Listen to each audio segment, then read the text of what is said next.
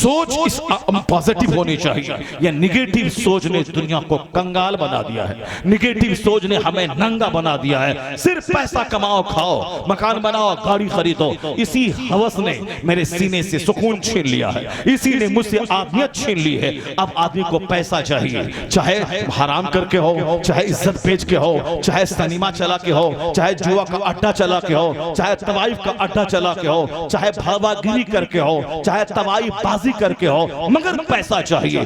जब आदमी पैसे को मकसद हयात बना लेता है तो आदमी जानवरों से बदतर हो जाता है। पैसा जितना भी मिलता चला जाए उसकी भूख बढ़ती चली जाती है, अब भूख नहीं मिटे तो जहर खा के मर जाता है। तो जबकि नजर दुनिया पे रहेगी उसे तो जहर खाना पड़ेगा, उसे तो मरना पड़ेगा, उसे तो जलील होना पड़ेगा, उसे तो हवस का शिकार होना पड़ेगा। इस्लाम उसका इलाज बताता है कि तेरी नजर आखिरत पे रहे, तेरी नजर जन्नत पे रहे, तेरी नजर वहां की नेमत पे रहे। अगर तूने जन्नत को अपना आइडियल बना लिया तो दुनिया में झोपड़ी में रहो या महल में रहो, दोनों तेरे नजदीक बराबर हो जाएगा।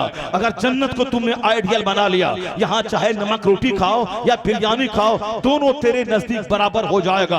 अगर दुनिया नहीं भी मिली तो वह जहर नहीं खाएगा, खुदकुशी नहीं करेगा, क्योंकि उसकी नजर आखिरत पर है, उसकी नजर जन्नत पर है। खरबों साल का आराम, खरबों साल की रुसवाई वाली जगह है आग। तो अगर आखिरत दिल में बैठ जाए, जन्नत दिल में बैठ जाए, इसी को बैठाने पर इस्लाम जोर देता है। शेख कामिल, शेख कादरी ने कहा था कि बेटा जन्नत के की राहत को दिमाग में बसा ले, दुनिया का कोई आराम तेरे ईमान को लूट नहीं पाएगा, दुनिया का कोई आराम तुझे झूठ नहीं बोलवा पाएगा, दुनिया का कोई ऐश तुझको जानवर नहीं बना पाएगा। जन्नत दिमाग में बैठ जाए, दुनिया की सारी आसाइशें हेज हो जाएंगी, और दिमाग में जहन्नम की आग बैठा ले, अगर वो आग बैठ जाए तो दुनिया का सारा दर्द हल्का हो जाएगा, सारी बीमारी हल्की हो जाएगी। यानी इस्लाम का वो आखिरत की आइडियोलॉजी का असल आराम वहां है और असल में आग वहां है। अगर वो आइडियोलॉजी दिल में पुख्ता होती चली गई, कोई जहर खा के नहीं मरेगा, कोई सुसाइड नहीं करेगा, कोई पंखे से नहीं लटकेगा, क्योंकि नजर आखिरत पे रहेगी। गुर्बत में भी जीने का हौसला मिल जाएगा और मालदारी में भी सेल्फ कंट्रोल रह के वह जानवर नहीं बल्कि आदमियत से हकदार होता है। आदमी बनाने का शानदार नुस्खा वही है कि इस्लाम का नजरिए आखिरत पे बंदा ईमान ले आए। यह दुनिया चंद दिनों का आर्जी ठिकाना है और असल में दायमी परमानेंट ठिकाना वो आखिरत है।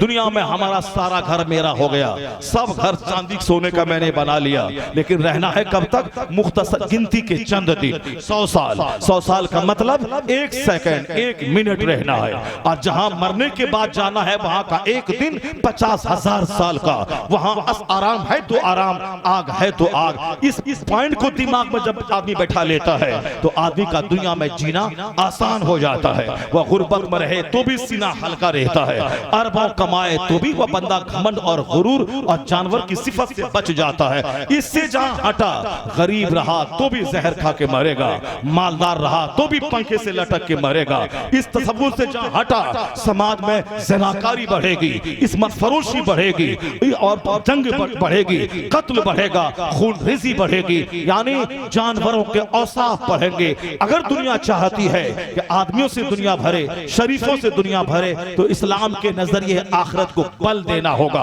उसको पुख्ता करना होगा, उसको मजबूती अता करनी पड़ेगी। जैसे जैसे ये नजरिया मजबूत होता चला जाएगा वैसे वैसे डिप्रेशन का मर्ज कम होता चला जाएगा, वैसे वैसे सुसाइड के वारदात कम होते चले जाएंगे। इसलिए इस्लाम अपने दामन में वो क्वालिटी रखता है कि नर्वसनेस के माहौल में उम्मीद की किरण जगाता है इस्लाम, एहसास से कमतरी के दरमियान में जीने का हौसला देता है इस्लाम। जहां हर तरफ से बंदा मायूस हो जाता है, वहां बंदे को नई तवानाई मजहब इस्लाम अता कर देता है। इसलिए मजहब इस्लाम वक्त की जरूरत है, मजहब इस्लाम कायनात की जरूरत है, मजहब इस्लाम वक्त की रिक्वायरमेंट है। इसकी आइडियोलॉजी से जीने का हौसला मिलता है। फॉर एग्जाम्पल एक बात और मैं कह देता हूँ, फिर उसके बाद वो हदीस में मुकम्मल करूं जो हदीस मैंने उठाया था कि क़यामत के दिन बंदा 1 इंच अपनी जगह से हट नहीं पाएगा जब तक कि 4 चीजों का सवाल उससे ना हो जाए। वो हदीस पाक में बाद में पढ़ूंगा। पहले मैं इस्लामी नजरिया के इस बल को मैं और दूसरे पॉइंट से मैं समझा दूं। आज हिंदुस्तान की आधी मईशत सिर्फ फौज के पीछे खर्च होती है। हिंदुस्तान का आधा पैसा फौज के पीछे खर्च हो रहा है। उसके बावजूद क्राइम घट नहीं रहे, क्राइम कम नहीं हो रहे, क्राइम खत्म नहीं हो पा रहा है। उसके बावजूद क्राइम खत्म नहीं हो रहा है। अमेरिका की आधी दौलत वहां की आर्मी पे खर्च होती है, फिर भी क्राइम बढ़ रहा है। अमेरिका में किडनैपिंग घटनाएं बढ़ रही हैं, जनाकारी के वारदात बढ़ रहे हैं। चाइना, जापान जो दुनिया का सबसे मजबूत मुल्क माना जाता है, यानी richest country of the world, वो जापान है, जहां का माल, जहां का प्रोडक्शन, जहां की पैदावार सबसे ज्यादा मजबूत मानी जाती है, यानी जापान है, चाइना है।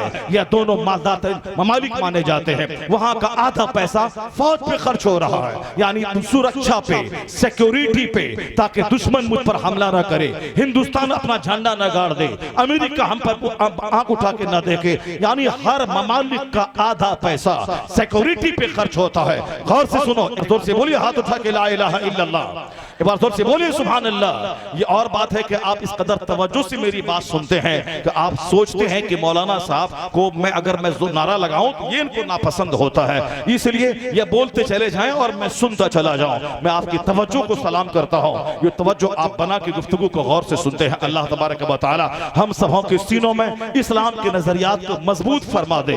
बात मेरी वहां से चल रही थी कि जिस तरह मजहब इस्लाम की छोटी से छोटी बात बड़े से बड़े फवायद अपने दामन में रखती है, उसी तरह एक पॉइंट ये है, दुनिया की आधी दौलत है वह सिर्फ क्राइम को घटाने में खर्च हो रही है। अमेरिका की आर्मी हो या हिंदुस्तान की आर्मी, क्राइम को घटाने और फिर सुरक्षा पे सारी एनर्जी सर्फ करती है। उसके बावजूद कत्ल की घटनाएं दुनिया भर में बढ़ती चली जा रही है। जनाकारी के वारदात दुनिया भर में बढ़ते चले जा रहे हैं। गर्ल्स हॉस्टल हो या बॉयज हॉस्टल हो, हर जगहों पे क्या तमाशा हो रहा है ये सबों को मालूम है।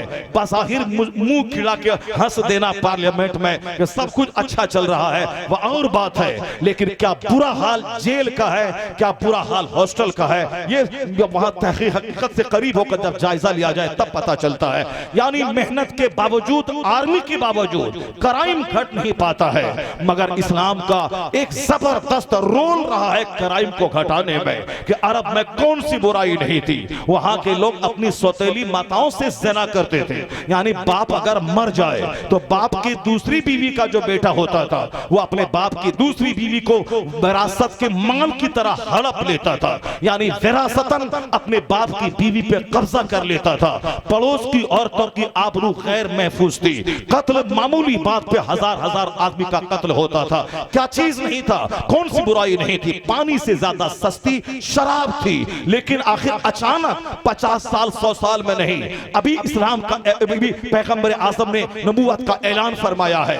यहां तक के 2-4 साल के अंदर अंदर जो शराब के खूगर थे, शराब से की बूंद बूंद से नफरत करने वाले कैसे बन गए। जो लोग कत्ल के आदी थे वो अपनी तलवारों को नयाब में डालकर किस कदर अमन की बात करने लगे। जो लोग काले और गोरे और अरब के नाम पे अपने आप को सबसे सुपीरियर समझते थे, उन लोगों ने तलवारों को नयाब में डालकर एक दस्तरखान पे गुलाम और आका बैठकर खाने कैसे लगे। यानी कौन सी ताकत थी जो ज़िनाकारों की निगाहों में औरतों की आबरू का तकद्दुस अता कर दिया। ये कौन सी एनर्जी थी जिसने शराब से नफरत दिला दी। ये कौन सा फोर्स था जिसने एक मामूली दिरहम की चोरी जो करता था अब करोड़ों का माल कहीं रखा हुआ रहे उस पर निगाहें बद उठा के देखने वाला कोई नहीं रहता। अब रास्ते में सोने की ईंट गिर जाए कोई उस पर बुरी निगाह डालने वाला न था। जो एक दिरहम की चोरी करने का खूगर था अब वह इस कदर दूसरों के माल का मुहाफिज मुहाफिज कैसे बन गया, जो ज़िनाकार था वो औरतों की आबरू का रक्षक कैसे बन गया, जो इस कदर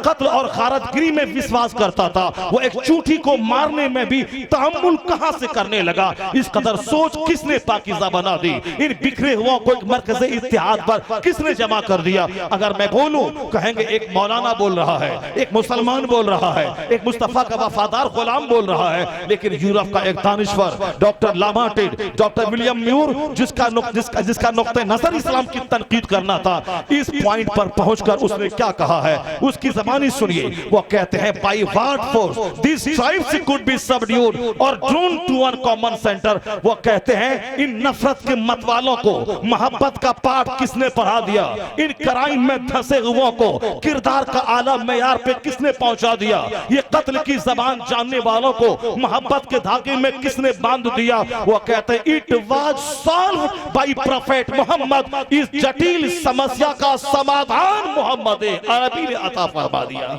इस जटिल समस्या का समाधान मोहम्मद अरबी ने अता फरमा दिया। इसलिए सरकार आला हजरत ने कहा चाहे कोई हजार दानिश्वर हो, हजार कोई स्कॉलर हो, हजार कोई मुअल्लिम हो, कोई बड़ा नहीं, सबसे आला व औला हमारा नबी, सबसे बाला व वाला हमारा नबी। Our prophet is the most sublime and the greatest. Our prophet is the most highest personality of the world. यानी इस रूए ज़मीन का सबसे बुलंद व बाला इंसान अगर कोई है तो मोहम्मद अरबी की ज़ात गिरामी। सरकार दो जहां के पैगाम में आज भी वह बल है कि उस पर बंदा अमल करे, उसे एनर्जी मिलती है, क्राइम दूर हो सकता है। जो सारी दुनिया की फौज ज़िना को घटाने में असमर्थ है, क्राइम मिटाने में असमर्थ है, एक है नजरिए आखिरत, एक है नजरिए ईमान कि अल्लाह हमें देख रहा है, मैं दुनिया में चाहे कहीं भी रहूं अपने रब्बे करीम से छुप नहीं सकता और मुझे मरने के बाद पाई पाई का हिसाब देना है।